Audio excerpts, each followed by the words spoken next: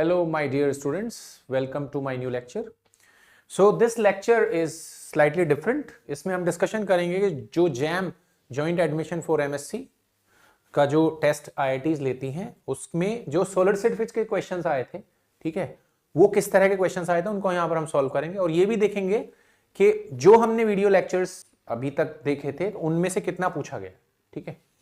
तो अगर आप देखेंगे तो यहाँ पर दो क्वेश्चन ही जो लेक्चर नंबर 7 हमने रिकॉर्ड किया था, एटॉमिक प्लेन्स की जो एटॉमिक पैकिंग फैक्टर और डेंसिटी वगैरह था, उसी से दो क्वेश्चंस पूछे गए हैं यहाँ पे, ठीक है। तो हियर वी गो। सबसे पहला जो क्वेश्चन पूछा गया है यहाँ पे वो है कि भाई यहां पर पूछा गया कौन से पेयर्स इज और आर। यहां पर ये क्वेश्चन जो है ना एक ऑप्शन वाला नहीं है, it is MSQ not MCQ, okay. Perpendicular to each other, कौन कौन सा कॉम्बिनेशन जो है यहां पर परपेंडिकुलर, तो मैं बता देता हूं। अगर आप क्या करते हैं, ठीक है, एंगल बिटवीन द प्लेन्स निकालते हैं, angle between the planes, crystal planes, वो क्या होता है। तो अगर आपके पास क्या है, दो प्लेन्स हैं जिसके मिलर इंडिसेस क्या है, H1 K1 L1 एंड क्या है H2 K2 L2 हैं, ओके। तो उनके बीच का एंगल हम कैसे कैलकुलेट करेंगे, ओके। तो उसको हम लिखेंगे cos theta. cos theta will be what, it will be क्या, H1 H2 ये ऐसे लिख लेते हैं, H1 H2 plus K1 K2 plus L1 L2 divided by under root H1 square plus K1 square plus L1 square under root H2 square plus K2 square plus L2 square, okay. तो हमें पता है perpendicular होने पर, for perpendicular क्या requirement है, for perpendicular planes what is the requirement, requirement is cos theta must be 0 because cos 90 का value कितना होता है, 0 डिग्रीज, ओके। तो आप क्विकली, हमें क्योंकि आंसर क्या होता है वहां पे क्विकली चूज करना होता है, हम निकाल के नहीं देखेंगे। तो हम देखेंगे क्या कि जिनमें ये 0 बन रहा हो, ठीक है, H1 H2 K1 K2 plus L1 L2 का, क्योंकि न्यूमरेटर 0 होने पर ही cos थीटा 0 हो जाएगा, ठीक है। तो अगर मैं इसको देखता हूं क्या, इसमें H1 H2 0, K1 K2 0 product, L1 L2 0, तो ये आंसर क्या हो गया, सही हो गया। आगे देखते हैं, H1 H2 K1 K2 L1 L2 ये सही हो गया। इसको देखते हैं, H1 H2 0, K1 K2 non zero, L1 L2 0, तो इसका मतलब क्या है, इट इज जो K1 K2 का जो प्रोडक्ट है उसकी वजह से क्या हो रहा है, नॉन जीरो। तो ये आंसर नहीं है, परपेंडिकुलर नहीं है। इसके बाद देखते हैं आप, H1 H2 non zero, K1 K2 non zero, L1 L2 0, तो ये भी क्या बनेगा, this also not perpendicular, cos theta 0 नहीं बन रहा है। तो कौन कौन से ऑप्शन सही है एमएसक्यू में, A and B, okay. Hope this is very easy. Next, For a body centered cubic crystal system, X-ray diffraction peaks are observed for the following values, ठीक है। तो अभी हमने XRD का जो टॉपिक है वो अभी वीडियो लेक्चर्स में कवर नहीं किया है, बट मैं आपको बता देता हूं फॉर योर इंफॉर्मेशन, ठीक है। जो सिलेक्शन रूल है हमारा, सिलेक्शन रूल, XRD के जो सिलेक्शन रूल्स हैं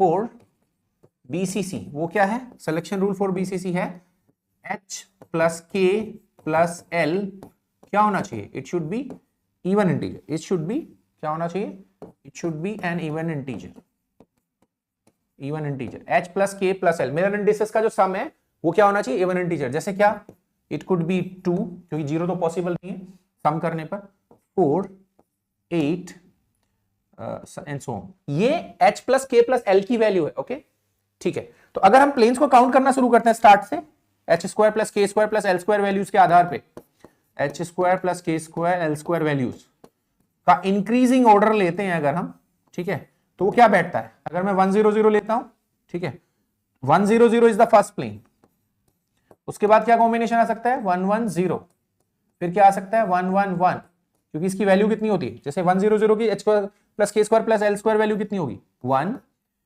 इसकी कितनी होगी H square plus K square plus L square value 2, इसकी वैल्यू कितनी होगी 3, फिर क्या होगा 2 0 0 प्लेन आएगा, उसकी H square plus K square plus L square value क्या होगी? It will be 4, it will be 5, it will be 6 and so on. It will be 1 2 3 1 2 3 4 5 6. You will not get 7. 7 नहीं मिलेगा. H square plus K square plus L square value आपको 7 नहीं मिल सकती. उसके बाद मिलेगी 8 9 10 11 12 एंड सो ऑन. ओके, अब मैं देखना चाहता हूं मेरे सिलेक्शन रूल के हिसाब से अगर मैं h plus K plus L को इवन इंटीजर मान के चलता हूं तो कौन कौन से अलाउड होंगे इसमें?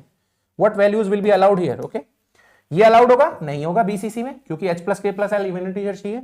ये अलाउड होगा? यस. ये अलाउड नहीं होगा. ये अलाउड होगा? यस. ये अलाउड होगा? नहीं. ये अलाउड होगा. ओके, तो अगर मैं इनकी H square plus K square plus L square value निकालता हूं तो क्या मिलती है बीसीसी के लिए? बीसीसी के लिए जो H square plus K square plus L square values मिलती है वो क्या मिलेंगी? ठीक है, वो मिलेंगी 2 4 6 8 10 12 एंड सो ऑन. ऐसे मिलती चली जाएंगी. तो अब आप देखो इसमें कौन है, कौन सा अलाउड है. ठीक है, वैल्यूज मतलब एक से ज्यादा आंसर सही हो सकता है. ठीक है, 3 not allowed, 4 yes, 5 no, 7 no.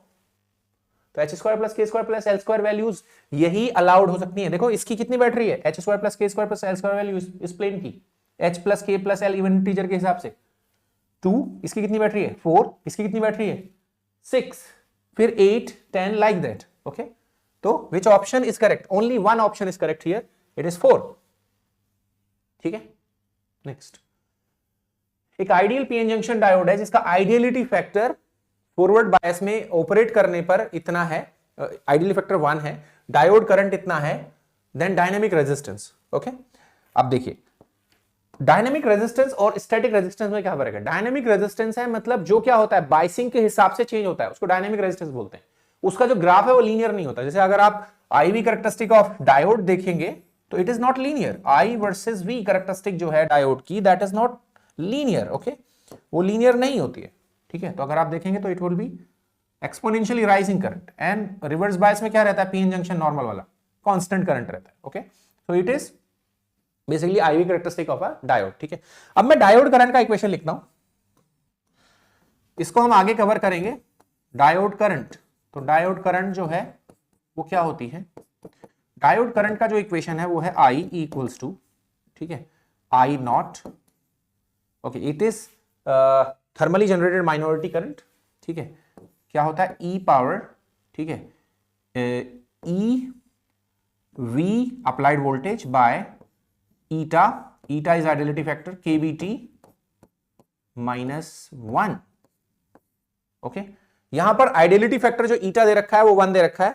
ठीक है, तो हमारा जो इक्वेशन है वो क्या हो जाएगा? आइडियलिटी फैक्टर रखने पर ईटा का वैल्यू 1 रख देंगे तो ये हमारी इक्वेशन मिल जाएगी. ठीक है भाई, चलो अब ये तो हो गई हमारी करंट की इक्वेशन. इसको इक्वेशन नंबर 1 दे देते हैं.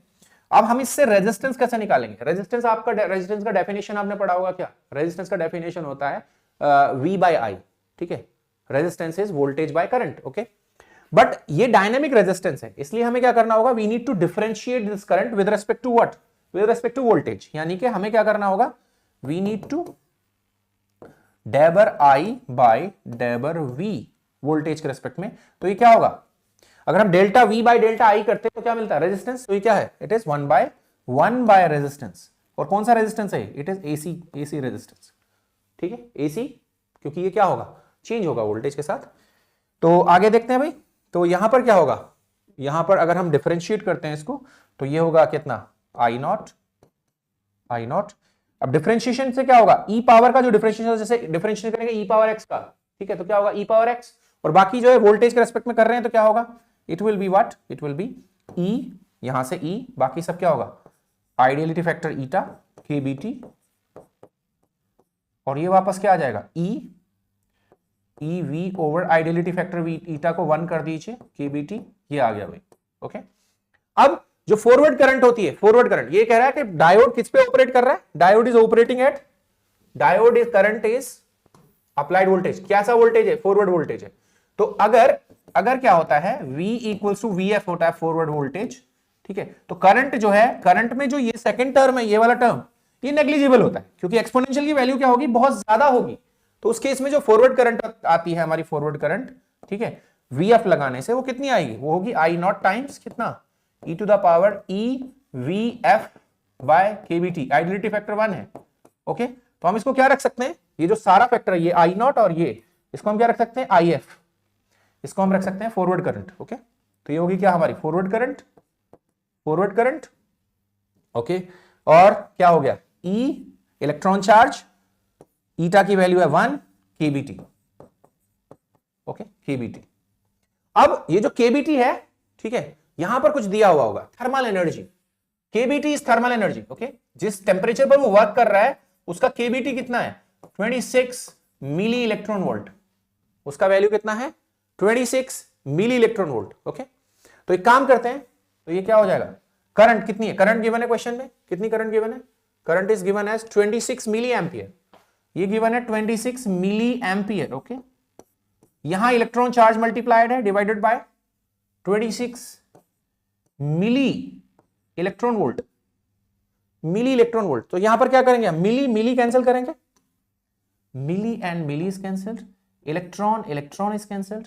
ओके, यहां पर ये डायमेंशन 26 इज कैंसिल्ड, यहां पर क्या बचा, यहां पर जो डायमेंशन बच रहा है अभी वो बच रहा है, क्या बच रहा है भाई 1 एम्पियर पर वोल्ट।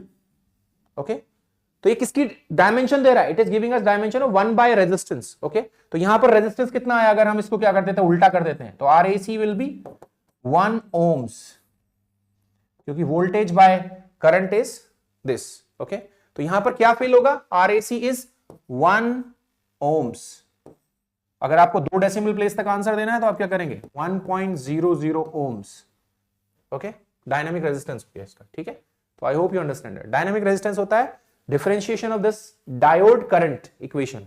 ठीक है, इससे निकल जाएगा। Clear, next. अब ये वाला जो क्वेश्चन जो बता रहा था मैं वहां से था। ओके, जो हमारी वीडियो नंबर 7 है, वीडियो लेक्चर नंबर 7, जिसमें हमने प्लेन्स के एटॉमिक डेंसिटी वगैरह की बात करी है। ठीक है, तो यहां पर पूछ रहा है ratio of the density of atoms between 111 and 110 planes. Okay, कौन सा क्रिस्टल है, सिंपल क्यूबिक। पहले दिखने कौन सा क्रिस्टल है, सिंपल क्यूबिक क्रिस्टल है, सिंपल क्यूबिक क्रिस्टल है।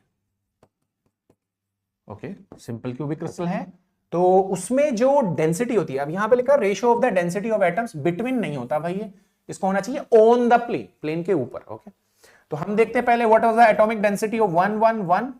ओके, तो 111 प्लेन कैसा होता था, आपको याद होगा 111 प्लेन होता था एक ट्रायंगुलर प्लेन, 1/2 इफेक्टिव एटम होता था उसके ऊपर, और उसका एरिया कितना होता था, क्योंकि number of atoms per unit area होता है। ठीक है, तो इट विल बी विद कितना √3/4 साइड का स्क्वायर, साइड हुआ करती थी उसमें √2a का होल स्क्वायर, तो इक्विलेटरल ट्रायंगल बनता था √3/4 साइड का स्क्वायर, तो इसीलिए इसका वैल्यू कितना आता था, इसका वैल्यू आता था कितना, this √2 and this, so it will be what 1/√3a square please. Okay, and ये हो गई हमारी इक्वेशन नंबर 1, इस प्लेन की इतनी डेंसिटी होगी। नेक्स्ट क्या है, which plane 110 plane. Okay, 110 plane. Okay, 110 plane जो हुआ करता था वो एक रेक्टेंगुलर प्लेन था। ठीक है, रेक्टेंगुलर प्लेन पे कितना इफेक्टिव एटम आता था 1, और जो प्लेन का एरिया आता था रेक्टेंगुलर प्लेन का वो होता था, एक साइड हुआ करती थी √2a और दूसरी हुआ करती थी a, तो √2a का स्क्वायर। ओके, ये हो गई इक्वेशन नंबर 2। ओके, अब जरा यहां से रेशियो लेते हैं, किस किसका रेशियो है 111 टू 110, ये कह रहा है रेशियो ऑफ, पहले कौन है 111, दूसरा कौन है ये, तो इसलिए हम किसका रेशियो लेंगे 111 टू कितना 110। ओके, तो ये रेशियो जो निकल के आ रहा है कैंसिल कर देते हैं, तो ये आ रहा है कितना √2 न्यूमरेटर में चला जाएगा। ठीक है, और 3 यहां पर आ जाएगा। ठीक है, तो इसकी न्यूमेरिकल वैल्यू निकाल के आपको 2 डेसिमल प्लेस तक यहां भरनी है। Is it okay, it is very very easy, fill in the blank का क्वेश्चन। ठीक, नेक्स्ट चलते हैं। फिर पूछ रहा है, ये भी उसी वीडियो लेक्चर से क्वेश्चन है, packing fraction of two dimensional hexagonal lattice having sides 2r with atoms of radius r placed at each vertex at the corner of this. तो packing of 2 dimensional hexagonal lattice, hexagonal lattice कैसा होता है भाई, आपको ऐसा idea है hexagonal lattice का,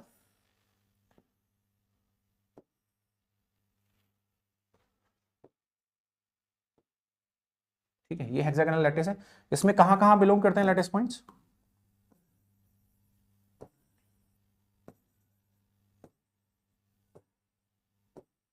एक यहाँ होता है।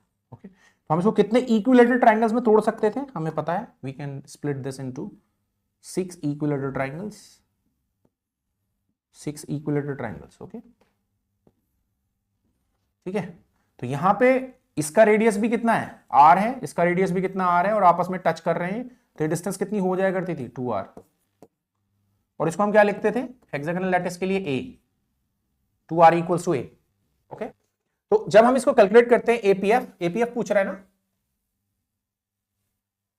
पैकिंग फ्रैक्शन, यस एपीएफ, तो एपीएफ मैंने बताया था डेफिनेशन वहां पे, इफेक्टिव नंबर ऑफ एटम्स। तो मैं देखिए जितना एपीएफ इस ट्राइंगल का होगा ना उतना एपीएफ सारे हेक्सागोनल का होगा। ओके, तो कितने इफेक्टिव एटम्स हैं या लैटिस पॉइंट्स हैं इसके पास, कितने इफेक्टिव लैटिस पॉइंट्स हैं, ये एंगल कितना है मैंने एंगल के हिसाब से समझाया था आपको वहां, this angle is 60 degree. Okay, तो ये कितना कंट्रीब्यूट करेगा, ठीक है 2D में 60/360, पूरा लैटिस पॉइंट कितने पर डिस्ट्रीब्यूटेड है या एटम कितने पर डिस्ट्रीब्यूटेड है, तो ईच विल कंट्रीब्यूट 1/6, 1/6 इंटू 3 कितने हो गए, टोटल एटम्स कितने हो गए, लैटिस पॉइंट्स कितने हो गए, 1/6 इंटू 3 कितना हो गया, टोटल हो गया हाफ, तो हाफ एटम है।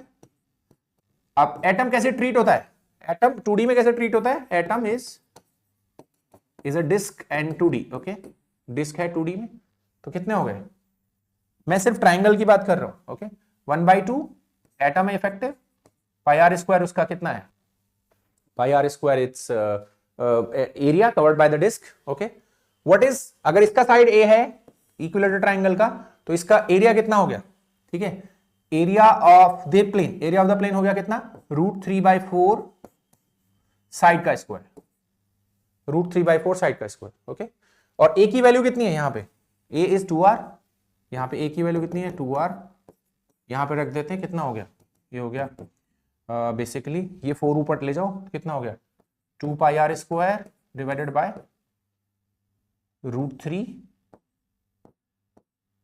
2r का होल स्क्वायर। ओके, तो इसका जो एपीएफ निकल के आएगा आपका यहां पे वो कितना आ रहा है, नीचे 2 बचा, r² इज कैंसिल, तो पाई बाय कितना आ रहा है 2√3, पाई बाय 2√3 मैंने बताया था याद करने के लिए, वहां पे इंपॉर्टेंट बताया था। ठीक है, तो इसका जो वैल्यू न्यूमेरिकल वैल्यू आएगा वो कितना आएगा 90, ये बेसिकली आएगा 0.906 या 90.6% में निकालोगे तो। ठीक है, 2 डेसिमल प्लेस तक मांग रहा है आंसर, अगर तो कितना आंसर देंगे आप, this will be 0.91, 2 decimal place तक ये आंसर आ जाए।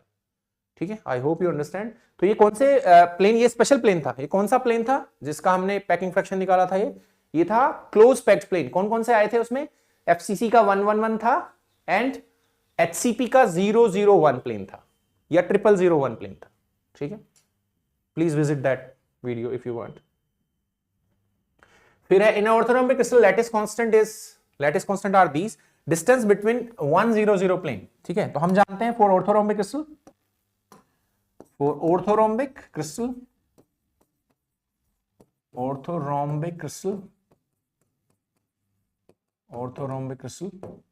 ठीक है, व्हाट इज DHKL यानी कि इंटरप्लेनर स्पेसिंग बिटवीन 2 सक्सेसिव और ठीक है सक्सेसिव और कॉन्टिन्यूअस प्लेन्स। ठीक है, 2 लगातार प्लेन्स के बीच का डिस्टेंस कितना होता है, h/a whole square plus k/b का होल स्क्वायर प्लस l/c का होल स्क्वायर। ओके, ये होता है। जहां पर ABC क्या है, ABC सेम नहीं होते ऑर्थोरॉम्बिक में, A not equal to B not equal to C, जैसा कि यहां पे बता रखा है।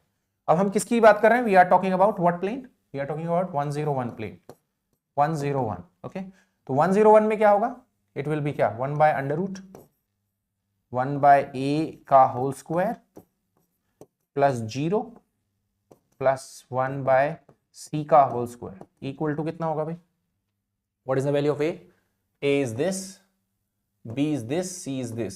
ओके, तो ले लेते हैं कितना 1/√, कितना 1/9 प्लस 1/16, तो 16 9 को आप क्या ले लेते हैं, कॉमन डिनोमिनेटर ले लो, कितना चला गया ऊपर गया कितना, न्यूमरेटर में कितना आ गया,